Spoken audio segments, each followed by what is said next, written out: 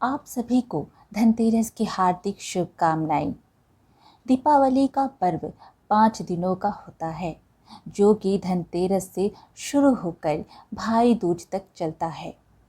हिंदू पंचांग के अनुसार हर साल कार्तिक महीने की कृष्ण पक्ष त्रयोदशी के दिन धन्वंतरी त्रयोदशी मनाई जाती है, जिसे आम बोलचाल में धनतेरस कहा जाता है।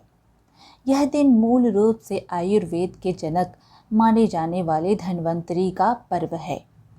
परंपरा के अनुसार धनतेरस की शाम को यम के नाम का दीप घर की दहलीज पर रखा जाता है और उनकी पूजा करके प्रार्थना की जाती है कि वह घर में प्रवेश नहीं करें, किसी को हानि नहीं पहुंचाएं।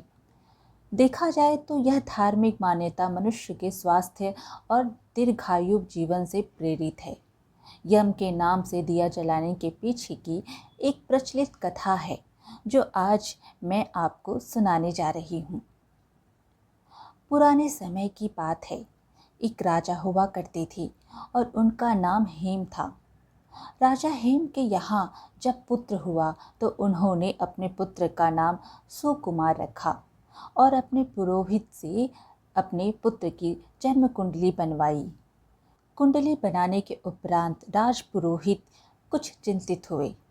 उनकी चिंताग्रस्त मुद्रा को देखकर राजा हेम ने उनसे पूछा, क्या बात है राजपुरोहित जी, आप कुछ चिंता में लग रहे हैं? हमारे पुत्र की कुंडली में कोई दोष है क्या? राजपुरोहित राजा की बात सुनकर बोले, नहीं महाराज, ऐसी बात नहीं है। कदाचित मैंने कुंडली बनाते समय कोई असावधानी की होगी, जिस कारण से मुझे जन्म कुंडली में कुछ दुष्घटना दिखाई दे रही है। मेरा सुझाव है कि आप एक बार इसे राज्य के प्रसिद्ध ज्योतिष से करवा लें। राजा थोड़े से आशंकित हुए और फिर से पूछा, पुरोहित जी, हमें आप द्वारा बनाई हुई जन्म कुंडली में कोई भी संदेह नहीं है। आप वर्षों से हमारे विश्वास पात्र रहे हैं, कृपया आप हमें बताएं कि क्या बात है।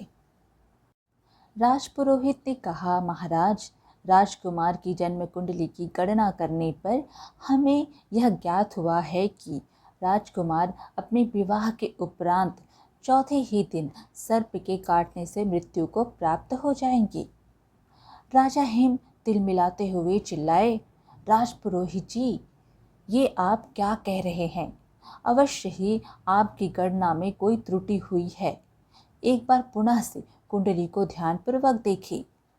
यदि आप हमारे राजपुरोहित ना होते तो कदाचित आप इस समय मृत्युशैया पर लेटे होते। राजा हेम के क्रोध को देखकर राजसभा में सभी डर गए। पुरोहित ने हिम्मत करते हुए कहा, क्षमा करें राजन, किंतु यदि आपको कोई शंका है तो आप मेरे द्वारा दिए गए सुझाव पर अमल कर सकते हैं। उसके बाद राजा हेम ने अपने पुत्र की जन्म कुंडली राज्य के 3-4 प्रसिद्ध ज्योतिषाचार्यों से बनवाई, किंतु परिणाम वही रहा। महाराज हेम और उनकी पत्नी अत्यंत चिंतित रहने लगे। राजा ने दरबार में सभी को चेतावनी दी कि कोई भी इस बात का वर्णन हमारे पुत्र के समक्ष ना करे, अन्यथा परिणाम भयंकर होंगे। राजा हेम को भय था कि यदि उनके पुत्र को इस बात का पता चल गया तो कहीं वह मृत्यु की चिंता में ही मर जाए। खैर, समय बीतता गया और राजकुमार सुकुमार बड़े होने लगे। अंततः वह समय आ गया जब राजकुमार की आयु विवाह योग्य हो गई और आसपास के कई राज्यों से राजकुमार के लिए सुंदर राजकुमारियों के विवाह का प्रस्ताव आने लगे। परंतु अपने पुत्र की मृत्यु की भय से राजा किसी भी प्रस्ताव को स्वीकृति नहीं दे पा रहे थे। यह देखकर महारानी ने कहा, महाराज, यदि आप इसी प्रकार सभी राजाओं के विवाह प्रस्ताव को अस्वीकृत कर देंगे तो हमारा पुत्र क्या सोचेगा? जन्म कुंडली के भय से हम अपने पुत्र को उम्र भर के लिए कुंवारा तो नहीं रख सकते, और फिर मृत्यु तो सर्प के काटने से होगी। यदि हम महल में सुरक्षा व्यवस्था बढ़ा दें तो कदाचित सर्प के राजकुमार के पास पहुंचाने से पूर्व ही हम उस सर्प को मार गिराएं। राजा हिम को महारानी का सुझाव पसंद आया और उन्होंने एक सुंदर राजकुमारी से, जिसका नाम नैना था, से अपने पुत्र के विवाह के लिए स्वीकृति दे दी। राजकुमारी नैना देखने में जितनी सुंदर थी, बुद्धि भी उतनी ही प्रखर थी। विवाह से पूर्व राजा ने अपने पुत्र की जन्म कुंडली में निहित भविष्यवाणी को कन्या पक्ष को भी बता दिया। पहले तो वधू के पिता ने इस संबंध से साफ इनकार कर दिया, किंतु जब यह बात राजकुमारी नैना को पता चली तो उन्होंने अपने पिता से निवेदन किया कि आप विवाह के लिए अपनी मंजूरी दे दें। अपनी पुत्री की बात को राजा ठुकरा ना सके और विवाह के लिए आशंकित मन से विवाह के लिए हामी भर दी। विवाह अच्छी तरह से संपन्न हुआ। राजकुमारी नैना एक दृढ़ निश्चय वाली कन्या थी। उसने अपने पति के प्राणों की रक्षा करने का निश्चय कर लिया था। जैसे कैसे दिन बीत गए। राजा हिम और राजकुमारी नैना ने चौथे दिन का इंतज़ार पूरी तैयारी के साथ किया। उनकी योजना के अनुसार जिस किसी भी मार्ग से सांप के आने की आशंका थी, वहाँ पर सोने चांदी के सिक्के और हीरे जवाहरात बिछा दिए गए। पूरे महल को रात भर के लिए रोशनी से जगमगाया गया ताकि सांप को आते हुए आसानी से देखा जा सके। यही नहीं, राजकुमारी नैना ने सुकुमार को भी सोने नहीं दिया और निवेदन किया कि आज हम कहानी सुनना चाहते हैं। राजकुमार सुकुमार नैना को कहानी सुनाने लगे। मृत्यु का समय निकट आने लगा और मृत्यु के देवता यमराज पृथ्वी की ओर प्रस्थान करने लगे। क्योंकि सुकुमार की मृत्यु का कारण सर्पदंश था, इसलिए यमराज ने सांप का रूप धारण किया और महल के भीतर राजकुमार सुकुमार और राजकुमारी नैना के कक्ष में प्रवेश करने का प्रयास किया।